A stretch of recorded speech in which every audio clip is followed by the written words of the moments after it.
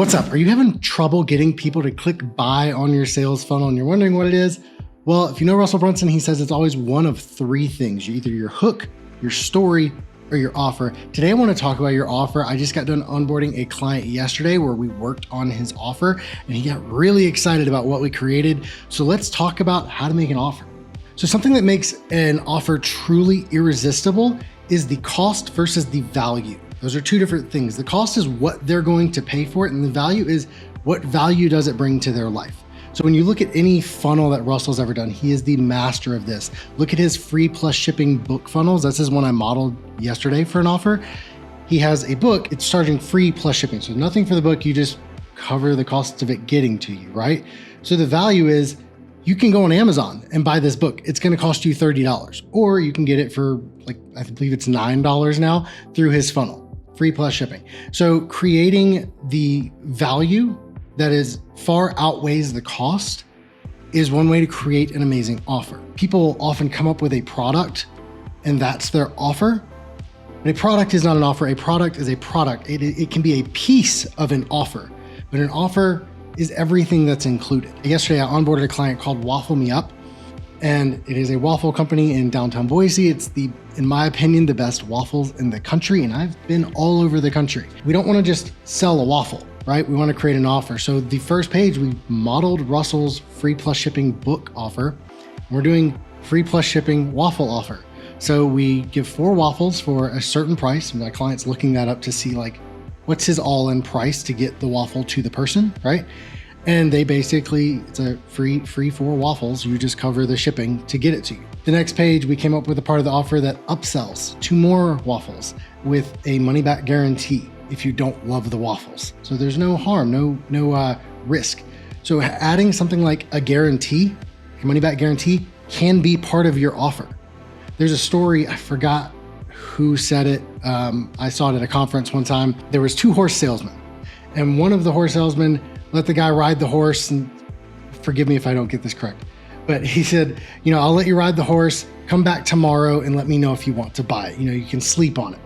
The other salesman said, hey, why don't you take the horse home, ride it for the next day, then come back tomorrow. If you love it, then you can keep it and we'll just deal with the payment then. And the second horse salesman won the deal because that was part of the offer. It's like, hey, I'll let you test drive it, basically. Rather than the other one was just like, come back tomorrow and let me know if you want the horse, right? So part of it is how everything in that is presented. So if you have just a course, if you have a course teaching your expertise on something, let's say you want to do a gardening course. And you're like, I have a gardening course, I have a lot of expertise, I want to go out there, I'm going to create the best gardening course ever, and I'm going to sell it on a funnel. So you create a funnel, a VSL, you're going to sell your course through that, and all you have is the course, right? There's a couple different ways to look at this. Value versus cost. So let's say this is the absolute best gardening course on the planet. You're charging $19.97 for this gardening course. How can you show them this course is worth 10 times that? That's kind of the rule of thumb. You want to say, okay, I'm selling this course for $2,000. How is it worth 20? If you're selling something for $497, how is it worth $4,997? So that's kind of the rule of thumb. You want to have 10x the value versus the cost. So if you have a course and it's an amazing course, you have all these different modules, one thing you can do is break down the course maybe into mini courses and present it that way. It's like, hey, we have this entire backend system. I actually just got pitched an offer. They got me through mini chat on a call with the salesperson to sell me a $7,800 offer that was basically access to their backend, access to their course. But that course covered a bunch of different things. It was like, it covered YouTube growth, Instagram growth, Facebook growth. Now they could have presented that as, hey, you're going to get access to our social media course. It's going to be amazing. It's going to cover everything. But instead they called it, they gave all of these courses a name for the sake of gardening. Let's just call it Ultimate Gardening Course. And inside of there, you're going to cover the types of soil you need, the different types of plants, how to water them on, I don't know anything about gardening. I apologize. This is a horrible example. All the different things you need inside of that, but present each one of them as its own course and go into great depth while you're covering each of these modules. That's what they did. And it made the course look more detailed, more robust, because the value they were giving me was oh, it's not just a course that covers social. They're giving me access to this entire system of courses that I can go into. It's like, oh, I want to learn more about YouTube. I'm going to go into the YouTube course. So they're able to take that one course they had, break it down into, oh gosh, I think they had like 10 or 15 on the back end, and then community aspect on the back of that. So then once you have your course, if you break it down into other courses, that's a great way to present it. But then what other things can you add to your course to make it more valuable? There's a thing Russell talks about where he says, every solution creates more problems. And he uses the example, last time I saw him talk about this, he used the example of a cell phone. When Steve Jobs created the cell phone, every problem in the world was solved, right? No, it created more problems. People had a cell phone, they want a case, right? You want to protect it. Cool, you got to get a case. And then, this thing, like the little MagSafe connector thing, because I want to be able to hold it, I don't want to drop my phone, right? So I got this, you have chargers, you have earbuds, you have all that stuff, and then apps. It opened up a whole new world of problems that could be solved using this one device. So when you create a gardening course, what are some other problems people might run into that you can help them solve? What kind of equipment do they need? You could include an equipment guide. Hey, here's some stuff to avoid. Here's what you want to buy. Here's why you don't want the cheap stuff and why you want the expensive stuff. That kind of stuff. It could be a PDF giving instructions on how to buy gardening equipment so you don't waste money on the wrong stuff, right? So what problems does your offer create? Solve those problems and include it in the offer. You have the gardening course. Cool. Now you've got the workbook on how to choose your gear. You want to know what plants grow best in your area? Cool. You could do research with the help of AI to research and say, okay, based on your region, what plants grow best? Should somebody in Minnesota try to grow orange trees?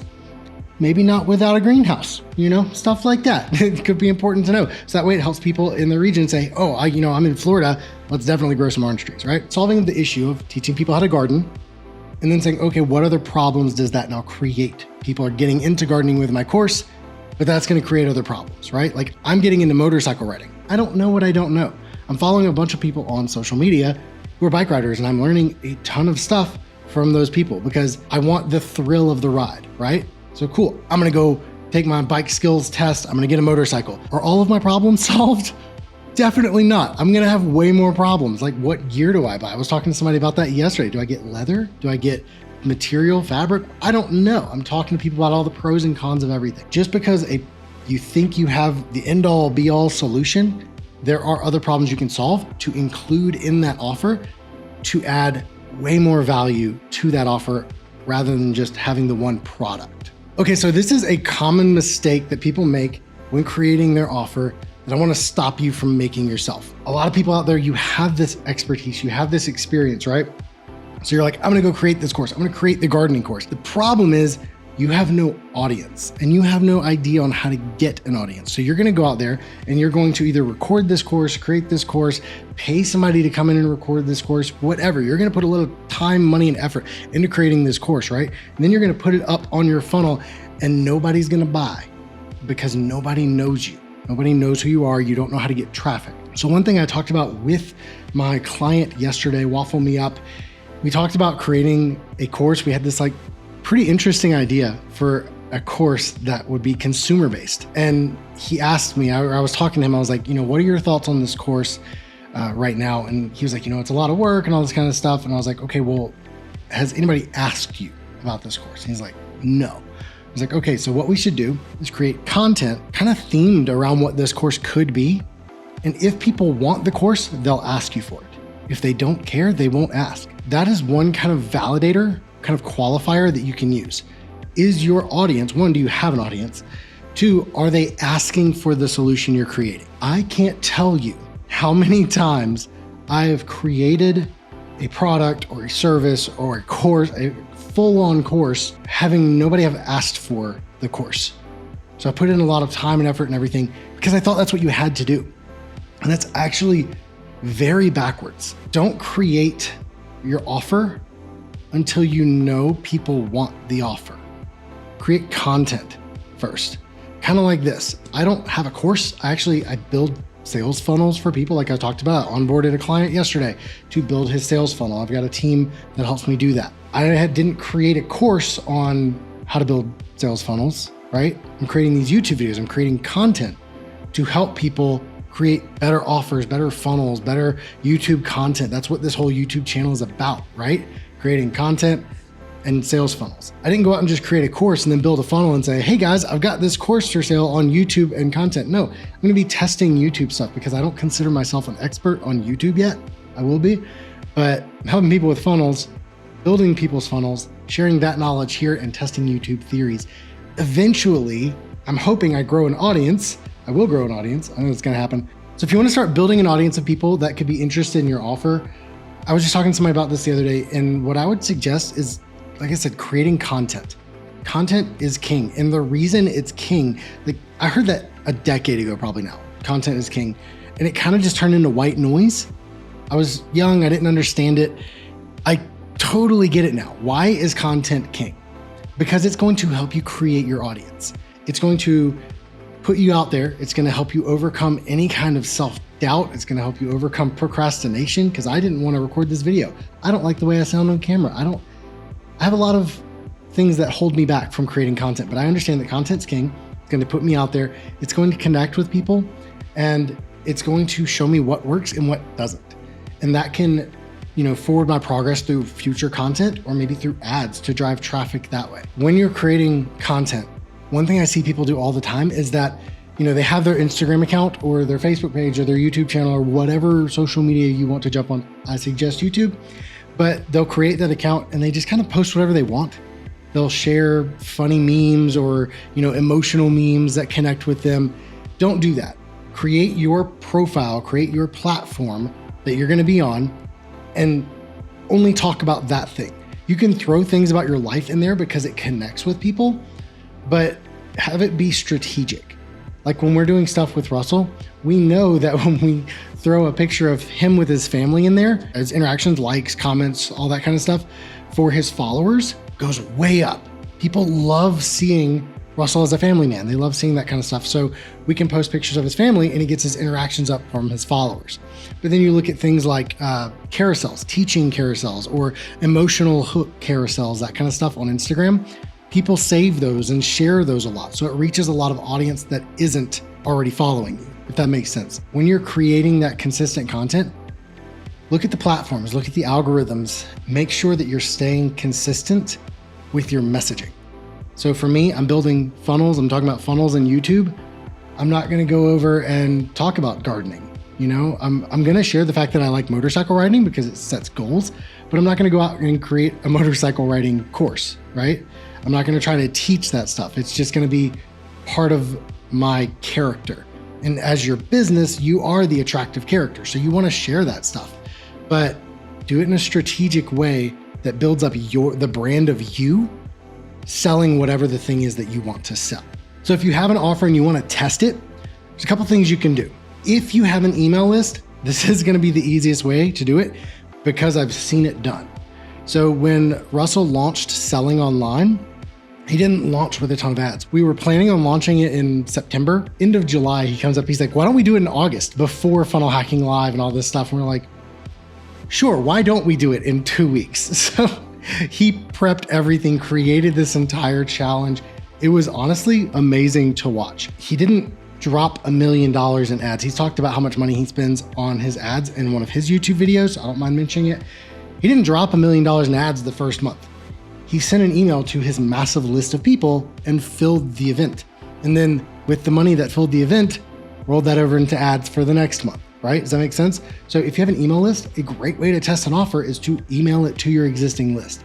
That is one reason why having an email list is so important. One way is to have an email list. You create something, you want to test it, email it to your list. If you know people are already asking for the thing, like we talked about a second ago, now you've created the thing, email it to your list. If you haven't pre-sold it, which could be a whole separate thing I think you should do, if people come to you and they're asking for something, pre-sell. Say, hey, I'm gonna be creating this course everybody's been asking for. Again, send email to your list, send it out on social media to your followers. Say, I'm gonna pre-sell this. It's gonna be cheaper now than it will be once the course is done, and you get to build it with me. So you can sell like VIP tickets and say, hey, I'm gonna record the course, and then after the course recording, I'm gonna give you a question and answer time. And then anybody who buys the VIP ticket gets to come on and ask questions and get their questions answered. And then you can include that in the course as well. So it adds value that way by saying, hey, you can come on, you can help me shape and form this course with your questions, but it also gives you that initial audience to sell to. If you don't have your email list, it's what are the 3 traffic types: earned, owned, and purchased, bought, how they say. If you don't own the list, your email list, you have to earn it, which means going on podcasts, go collaborate with other YouTubers, collaborate with other Instagrammers, whatever your platform is. You want to earn it. If you can get on the news for whatever reason, I've seen, bigger names do that kind of stuff. Getting on any kind of bigger platform that has eyeballs. You don't want to go on a brand new podcast that has no reach from a nobody. I mean, you could if you just want to practice being on a podcast, but it's not really going to grow your audience that much. If you don't know anything about the Dream 100, go research that from Russell Brunson. That is a way to earn traffic. Earned, owned, and purchased, like I said. So you don't own the list with your email. If you don't have the money to purchase it with ads and stuff like that, buying access to people's email lists or whatever, multiple ways to buy traffic like that, you have to earn it. Like I said, collaborations, posting content regularly, that's the long game. You're not going to create a course and then create an Instagram account and post about it tomorrow and sell out on your course. It's just not going to happen because the algorithm doesn't know where your content should be. Earned, owned, and purchased. Focus on those 3 forms of getting traffic. That's how you can test your offer. Like I said, pre-sell it to your owned and your earned audiences. Say, hey, this is what I'm doing. You have your social media platforms, creating this course. If anybody wants access, say it's going to be a $497 course when it's all said and done. So I'm going to give you access to it for $247. While I'm creating it, you get access to it for life to help me build this out. And that allows you to pre-sell. So if you have a list of 100,000 people and 10,000 buy in, that's a really good buy-in rate. It's really good. But if you have a list of 100,000 people and 10 buy in, maybe don't create that course. You haven't validated it enough. That's how I'd say to validating your ideas, pre-sell your access to it while you create it. Adds a little bit of stress to you too to get it done because you have people that have paid you for it and that are going to show up live to the recordings to see you present it. So it does add that urgency for you to get it done to make sure it happens. And you get money up front to help qualify you. And then you take that money, remember this is something like I mentioned earlier with Russell. He sent an email to the list, people bought in. He didn't take that money and say, sweet, I got money now, and then go home, right? No, he took that money and said, okay, cool, I've got ad money. Now let's put it in the ads. So when you pre-sell, that money you make from the pre-sale is not your money. That's Mark Zuckerberg's money, right? That belongs to him. Let's give it back to Zuckerberg to get people into the course, into the evergreen challenge or webinar, whatever it is you're selling, whatever it is you're creating. Get that money from your earned and owned traffic, then put it into ads. So some other questions I get about creating an offer that people want to buy.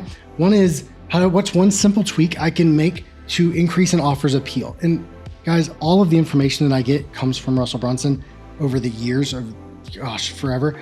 One thing I've seen is being able to use the word free as much as possible. So if you can create this offer and then say, hey, you're going to get this free and this free and this free. That's why a free plus shipping book works so well, because it leads with the word free. You're getting something for free. So that's one simple tweak you can add. What are you going to give them that you're not going to charge them for? So another question I get is, primarily from people starting out, they think they have to have it all done. They have to have this massive ecosystem when you really don't. Like I said, if all you have is a course, break that down into micro courses inside of there and say, hey, you're going to get access to our suite of courses. And that way it's broken down that way, and just go in depth on every topic. So you don't have to have this already built out ecosystem. People look at Russell Brunson and they're like, yeah, but he's offering Doodly and Toonly and Voomly. These are all like softwares that he owns, and ClickFunnels trials. And he's got these, books that he paid $1 million for that he's republishing and all this kind of stuff. That he didn't start with that, right? He bought the rights to this stuff so then he could give it away in his offer. So when you're in business, you're constantly thinking about, okay, what's something else I can create to solve problems for my audience that I can then add to my offer? You don't have to start with everything figured out. So if you're out there and you're about to launch your very first offer, it's important that you know what a sales funnel is and how to use it. So I actually made a video covering all of this. You can watch it right there. But sales funnels are way more powerful than doing something like Amazon or your website or TikTok shop, anything like that. So you need a sales funnel. Again, click the video right there to watch and see what it is and why it's so powerful.